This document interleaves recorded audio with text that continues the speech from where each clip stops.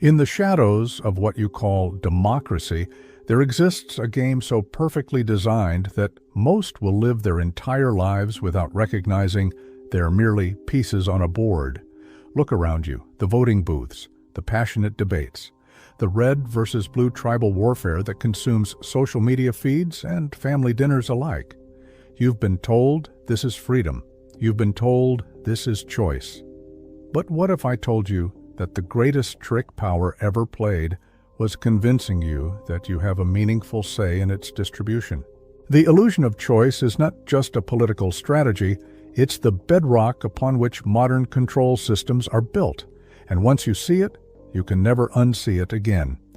Democracy, that sacred word, has become the perfect disguise for something far more calculated. Think about it. When was the last time you felt genuinely represented by those you helped elect? When did your vote last translate into the specific change you believed in? The space between your expectations and reality isn't a bug in the system, it's a feature. A carefully engineered gap that serves those who understand that real power isn't granted through ballots, but through the perception of participation. The ancient Romans understood this principle perfectly.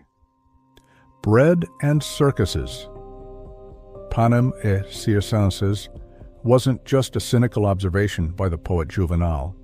It was a sophisticated control mechanism. Keep the population fed, keep them entertained, and most importantly, give them the sensation of participation in governance. The formula hasn't changed, only the execution has evolved. Today's bread is economic subsistence. Today's circuses are found not just in entertainment, but in the theatrical performance of politics itself. Look at how campaigns are run, the perfectly timed controversies, the manufactured outrage cycles, the precisely choreographed spontaneous moments. These aren't accidents or the natural chaos of democracy. They're productions designed with psychological precision. Every 4 years, the same performance with different actors. The stakes always framed as existential. The choice always presented as binary, this or that, us or them, safety or chaos. The entire apparatus functions to channel human anxiety into predictable, manageable directions. But here's what they don't want you to understand. The illusion of choice works because it satisfies something deep in human psychology. We don't actually want unlimited options. They paralyze us. What we crave is the feeling of agency within a framework that makes sense to us. This is why the political theater works so effectively. It doesn't offer real transformation. It offers the emotional satisfaction of participation without the messiness of genuine power redistribution. Consider how carefully political language is crafted, every word tested, every phrase focus grouped. This isn't communication, it's programming. The language patterns used by politicians aren't designed to inform you. They're designed to create emotional anchors that bypass critical thinking. When you hear terms like freedom, values, security, or change, you're not being invited to analyze concepts. You're being triggered to feel specific emotions that override logical assessment. These words function as keys to predetermined psychological responses. The most sophisticated aspect of the illusion is how it absorbs opposition. Notice how even radical critiques of the system eventually become commodified and incorporated back into the mainstream narrative. The revolutionary becomes the T-shirt slogan. The protest becomes the photo opportunity. The demand for structural change becomes the campaign promise that evaporates after Election Day. This isn't coincidence. Power doesn't maintain itself by fighting opposition. It maintains itself by absorbing opposition and rendering it harmless. Let me show you something few discuss openly. Political parties in modern democracies aren't opposing forces. They're complementary components of the same system.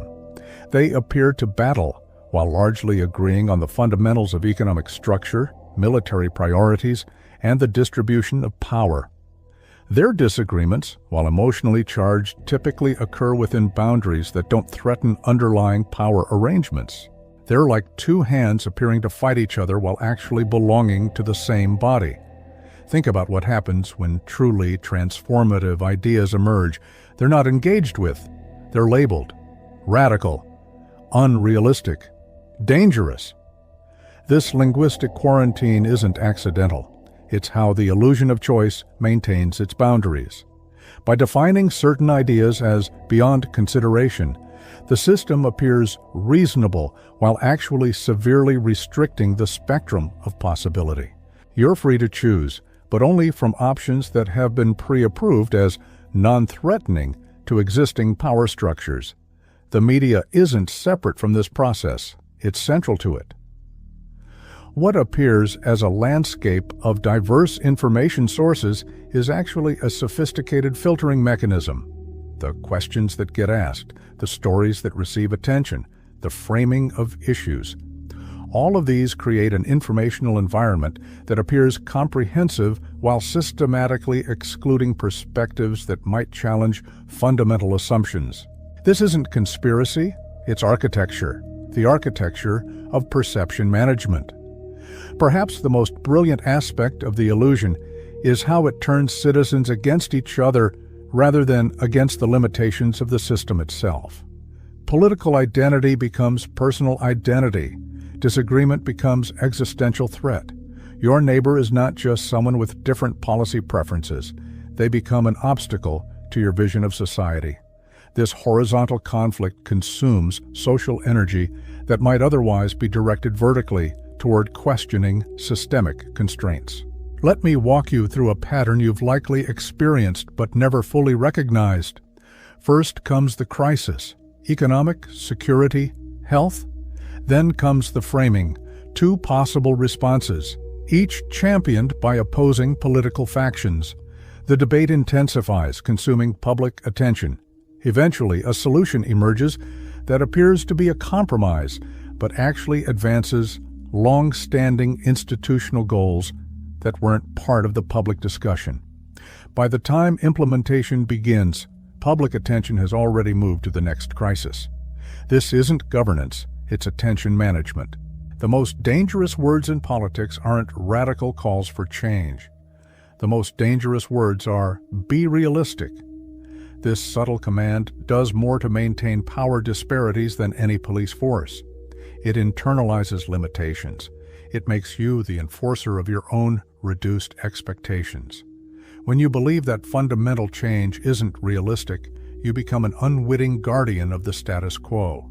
Your imagination, your ability to envision alternatives, becomes bounded by what existing power structures have defined as possible.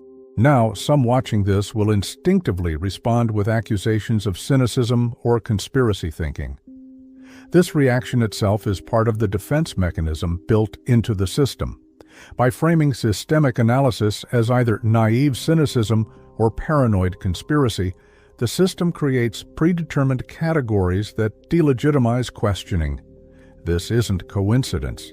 It's how ideology protects itself, not through censorship, but through categorization that renders critique harmless before it's even fully articulated. Look at how political campaigns are financed. The astronomical costs create an immediate filter. Only those with access to wealth or those willing to accommodate wealth can participate meaningfully.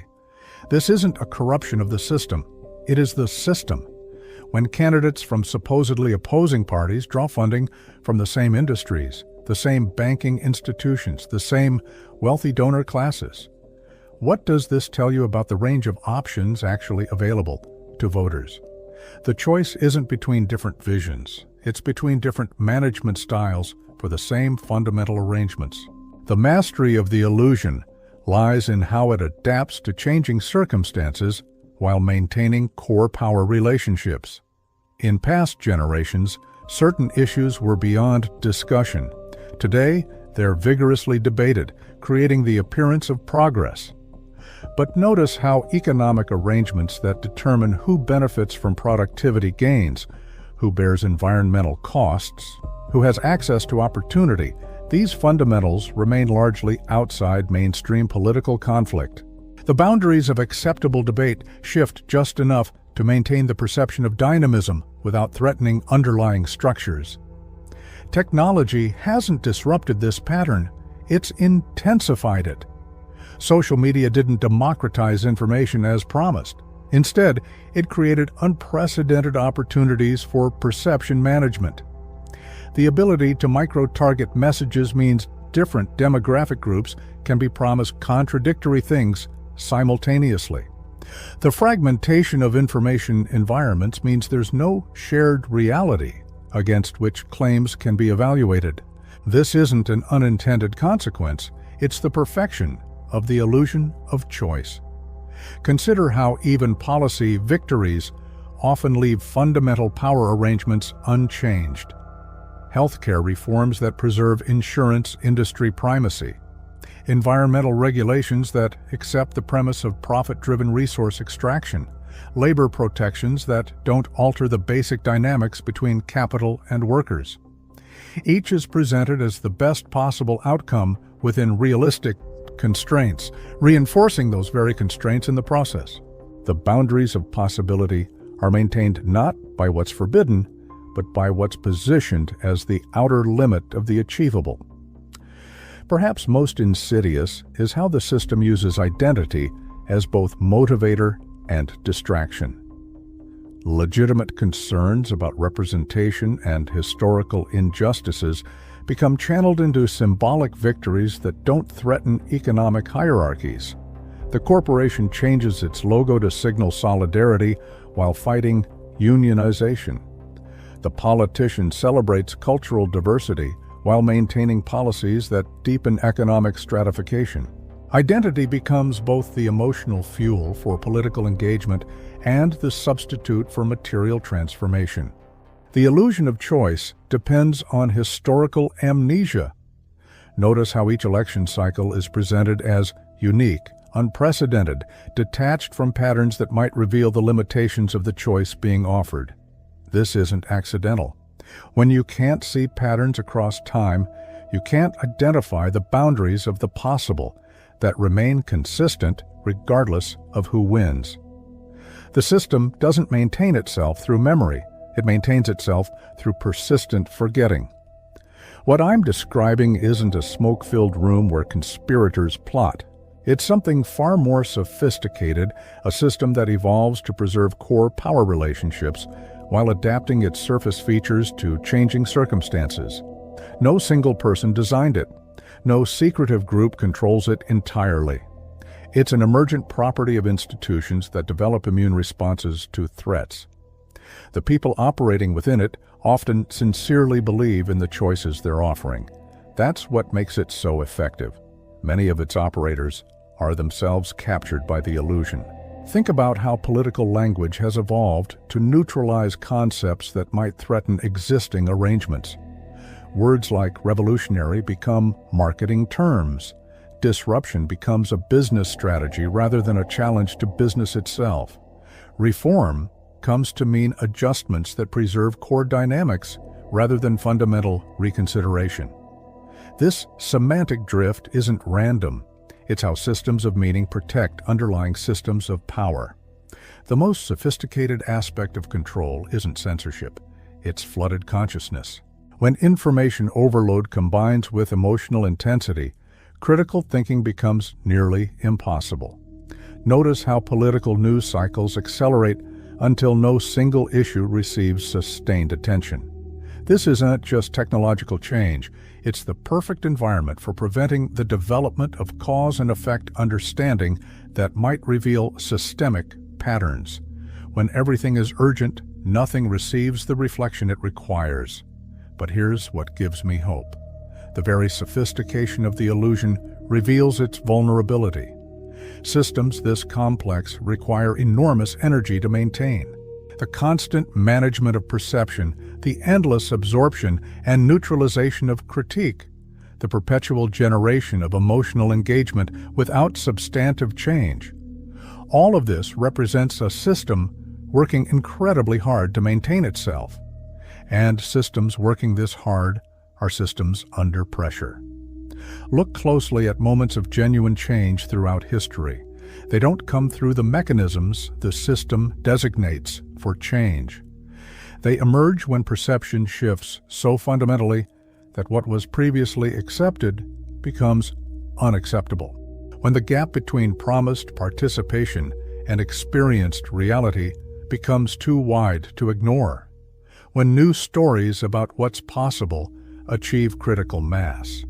The illusion of choice depends on cognitive boundaries that exist primarily in our minds, and what exists in minds can be changed. This is why those who benefit most from current arrangements invest so heavily in controlling information environments. They understand that their advantage lies not in the inherent desirability of the system, but in its appearance as the only realistic option. The moment viable alternatives enter public imagination, the spell begins to break. This is why even discussing systematic alternatives triggers such intense resistance, not because alternatives are impossible, but because their possibility is the greatest threat to power built on perceived inevitability. I'm not suggesting that voting is meaningless or that political engagement is worthless. I am suggesting that meaningful change requires first recognizing the boundaries of the possible that current electoral systems enforce. Work within them when necessary, but don't mistake them for the full spectrum of political action. The most significant transformations in human societies have come when people stopped accepting the options presented to them and began creating options that didn't previously exist.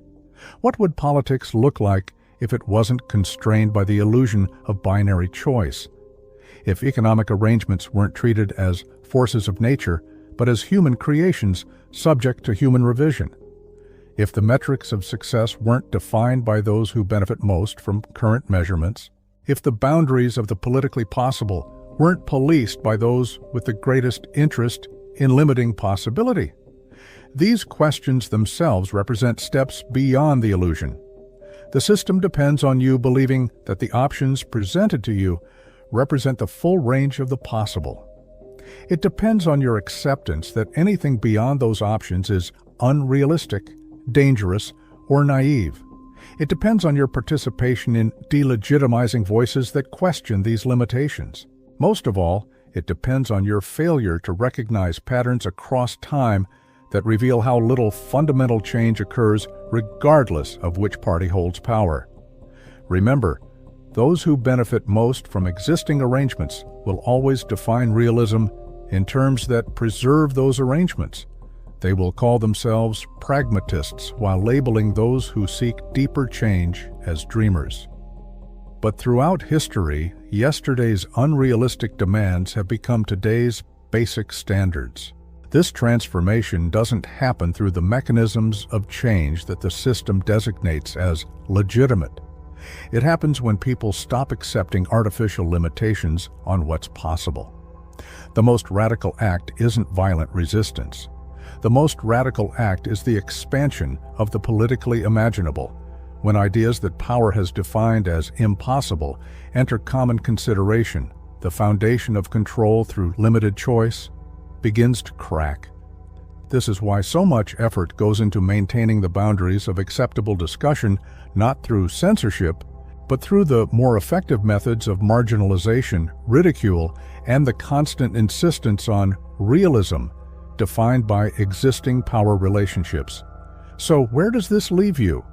First, recognize the pattern. When political choices are presented as binary, look for the unmentioned alternatives. When policies are described as the only realistic option, ask who benefits from this definition of realism. When reforms are celebrated as transformative, examine whether they alter fundamental power relationships or merely adjust their operation. This recognition itself is the beginning of seeing beyond the illusion. Second, understand that meaningful change has never come exclusively through the ballot box. It comes through the creation of new possibilities in public consciousness that eventually make their way into electoral politics after other forms of organization and persuasion have shifted what's considered possible. the civil rights movement, labor protections, women's suffrage. None of these transformations began within the system of electoral choice. They began by challenging the boundaries of that system. Finally, remember that the greatest ally of the illusion is isolation. When you believe you're alone in seeing beyond official options, you're more likely to accept those options as the only realistic path. This is why building communities of alternative imagination is itself a political act, not just to promote specific policies, but to maintain spaces where the boundaries of the possible aren't determined by existing power arrangements. The illusion of choice isn't maintained through force. It's maintained through the management of possibility. By controlling what options seem realistic, power shapes outcomes more effectively than by controlling the selection between given options. True freedom isn't choosing between predetermined alternatives. It's participating in determining what alternatives exist in the first place. So as you watch politicians debate, as you read headlines about policy conflicts, as you prepare to cast your vote, maintain your critical awareness. Participate in these processes when strategic, but never mistake them for the full spectrum of political action. The system wants nothing more than for you to believe that your political agency begins and ends with choosing between the options it presents to you. The most dangerous knowledge to those who benefit from current arrangements is not specific information they try to hide. It's the meta-awareness that the range of options presented to you has been carefully curated to exclude possibilities that might fundamentally alter power relationships. Once you see this pattern, political reality never looks the same again. And that changed perception is the first step toward creating genuine alternatives to the illusion of choice they've constructed around you. If you've stayed with me through this exploration, you're already demonstrating the capacity to think beyond presented options. The fact that you're seeking deeper understanding rather than accepting comfortable narratives makes you dangerous to a system that depends on predictable engagement within defined boundaries. This awareness doesn't make you cynical, it makes you powerful. Because the first step in creating genuine choice is recognizing the limitations of the choices currently offered. Subscribe to Eyes of Power if you're ready to see beyond the illusion. Comment below with the word perception if you recognize the patterns I've described. And remember, the boundaries of the possible aren't fixed by nature. They're maintained through the management of imagination. The moment we begin imagining beyond those boundaries, they begin to dissolve. And that imagination is what power fears most.